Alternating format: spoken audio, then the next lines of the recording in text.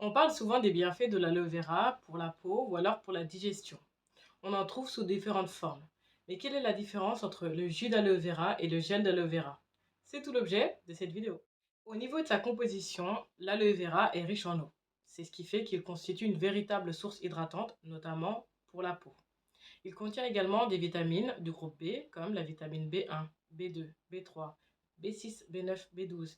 Il contient également de la vitamine C, de la vitamine E. Il est riche en minéraux tels que le calcium, le chrome, le manganèse, le magnésium, pour ne citer que. Il contient également des polysaccharides qui sont très intéressants pour la digestion ainsi que des enzymes. Revenons rapidement sur les polysaccharides. En fait, ces derniers vont aider à dégrader les grosses protéines qui sont mal digérées, qui peuvent être mal digérées par les sucs de l'estomac et donc causer des fermentations digestives. On va passer maintenant à la différence entre le gel d'aloe vera et le jus d'aloe vera. Il faut donc qu'on revienne déjà sur la structure de l'aloe vera. Celle-ci est composée d'une feuille. On a ensuite l'écorce qui est la partie externe de la feuille. On a ensuite la sève ou alors le sucre ou encore le latex qui est cette substance de couleur jaune qui contient de l'aloïne. C'est une substance qui peut être irritante et potentiellement toxique. Et enfin, on a le gel. Le gel est extrait des feuilles à maturité en retirant l'écorce et l'aloïne. Il est ensuite stabilisé. Le jus, lui, il va être obtenu en broyant les feuilles et en soumettant justement cette dernière à des températures élevées pour éliminer les éléments pathogènes. Sauf que forcément, en soumettant cette feuille à des températures intenses, eh bien en fait, on va avoir moins de principes actifs et de nutriments dans le jus. Il faut quand même qu'on précise que le jus peut être obtenu par pression à froid et dans ce cas-là, il sera de bonne qualité. Vous l'avez compris, le jus va être plus liquide alors que le gel, lui, va avoir une texture plutôt épaisse. On va avoir tendance à conseiller le gel pour l'usage externe et le jus et le gel pour l'usage interne. Ce qui n'exclut pas que certaines personnes vont utiliser le jus sous forme de lotion pour l'usage externe. L'aloe vera en interne peut être très intéressante pour soulager les problèmes gastriques. Par exemple, le reflux gastro-œsophagien ou alors l'ulcère gastro-duodénal. Comment? Déjà, elle va limiter l'inflammation.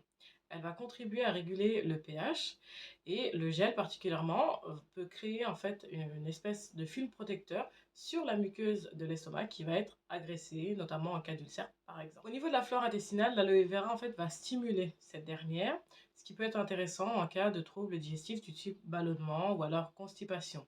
Elle va également renforcer la barrière intestinale. De même, l'aloe vera va être intéressante pour renforcer l'immunité. Le jus d'aloe vera, on va le conseiller plutôt le matin à jeun, sous un dosage entre 20 et 30 millilitres en une seule prise. Alors que pour le gel d'aloe vera, on peut aller jusqu'à 3 à 6 utilisations par jour avant les repas, toujours sur le même dosage entre 20 et 30 millilitres. On peut l'utiliser sur une plus longue durée que le jus sans forcément avoir d'impact. Par contre, il vaut mieux y aller progressivement au niveau des quantités.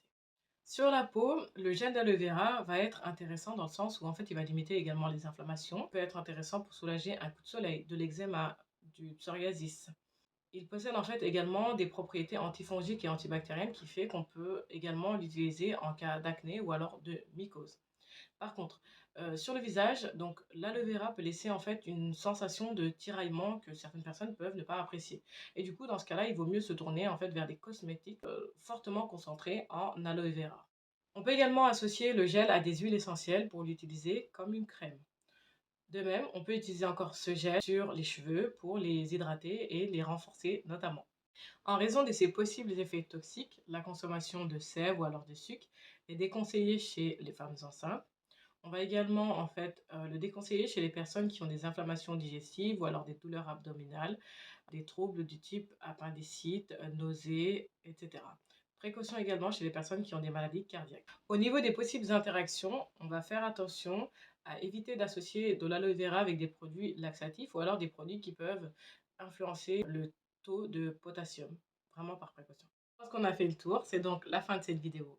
Comme d'habitude, vous pouvez me retrouver sur Instagram, @essentielsuna, ou alors sur mon site www.essentielsuna.fr. À bientôt!